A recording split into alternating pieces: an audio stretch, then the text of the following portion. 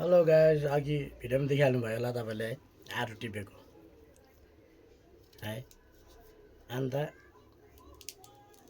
यो आरू चाहिँ मैले अहिले खाँदैछु।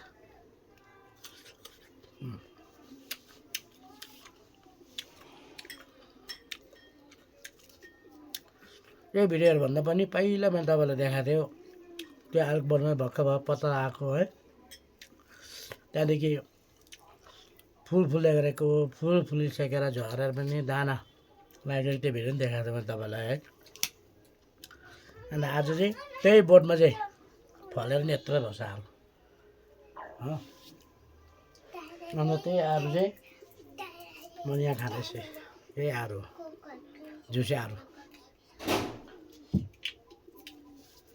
अब चाहिँ सक्यो त्यसको त्यो बोटको कामै सक्यो। अब दाना फलिसकिहाल्यो है, सबैले खाइसके सक्यो। फेरि अर्को बाली मात्रै हो।